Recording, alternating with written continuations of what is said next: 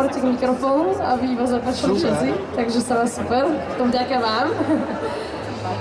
No ako prvé, čo sa vlastne všetci ľudia pýtajú a čo všetkých tak najviac zaujíma je asi to, že ako vlastne, aké majú nevidiaci predstavy a ako snívajú.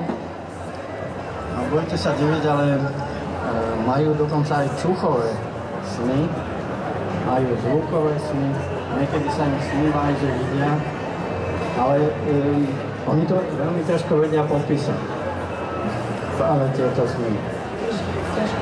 A ešte taká jedna zaujímavosť, že ako vedia nevidiaci rozoznať deň od noci, že oni keď sa zobudia, tak oni ani nemusia vedieť, či už sa práve zobudiť mali. Tak majú také špeciálne hodinky, ja mám také. Tak sa zistí, buď takže alebo zvukové. tí, čo nepočuli náhodou, tak sú to hodinky, ktoré vám povedia čas. Alebo sa môže opýtať niekoho. Ale keď sa zobudí v izbe, tak sme to mysleli, tam sa nemá mať moc koho opýtať, ale to smeruje k ďalšej otázke, že my si samozrejme, ako ľudia si vyberajú životných partnerov, samozrejme hlavne kvôli dobrému srdiečku, ale je tam aj veľa iných aspektov a či majú niečo také aj podľa čoho si nevidiaci vyberajú životného partnera, že podľa čuchu napríklad, alebo... To asi ťažko, lebo tá hygiena by mala byť v poriadku. Ale samozrejme, že si nájdu svojich partnerov. Je to dosť často aj také, že si zo svojich rovesníkov vyberajú, že môžu byť tiež zrakovo postihnutí. Bo tých potom delíme na slabozrakých a nevidiacich. No a takéto školy sú iba dve na Slovensku. Jedna je v Levoči a jedna je u nás v Karlovej Vsi. Áno. Takže väčšinou uzatvárajú priateľstva, kruhy a aj partnerstva nevidiaci alebo slabozraky hlavne medzi sebou navzájom, hej? Aj, ale mnohí majú aj zdravých svojich partnerov. Áno, čiže je to veľmi individuálne. Individuálne, jasne. A mladí ľudia majú často problémy so svojím vlastným vzhľadom a my ho súdime podľa toho, ako sa vlastne vidíme a či vlastne aj tieto slabozraky alebo nevidiaci majú niečo také, podľa čoho vnímajú svoj vzhľad a čo im na ňom prekáža alebo s čím sú spokojní, že podľa čoho to vedia oni vnímať. No, každý človek má približne 90% vizuálnych vnemov, teda všetko vidí.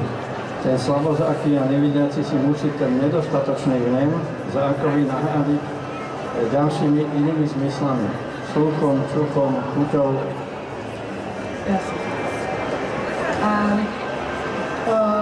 ešte, že nám sa dokáže všetkým veľmi často stať istá forma trapasu, že neodhadneme vek nejakého človeka.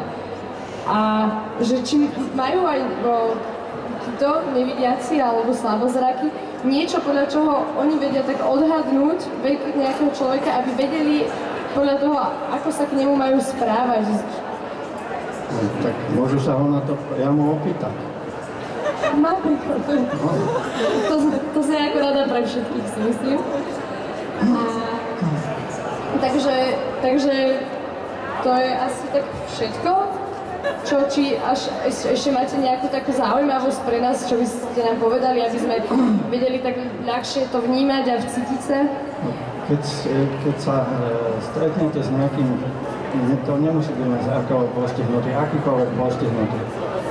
Treba počkať, kým on požiada o pomoc. Nevnúcovať sa, aby ste nedošli do takej situácie, že ho budete prevádzať cez cestu a on tam nebude chcieť ísť. Aj to sa môže stať.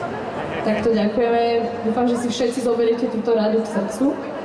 A ďakujem veľmi pekne za rozhovor, bolo to veľmi zaujímavé a teraz budeme pokračovať v našom programe.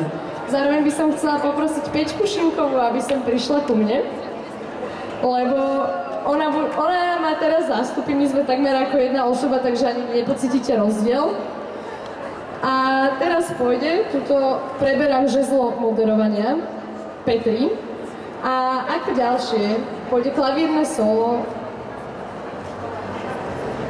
Mad World. Vidíte, sme ako jedna. A po ňom sa predstaví Daniel so svojou básničkou, ale nechcel nám predstaviť ako, takže to bude veľké prekvapenie. A už to nechávam celé na Peťku. veľa zdaru a zlom bez. Ďakujem.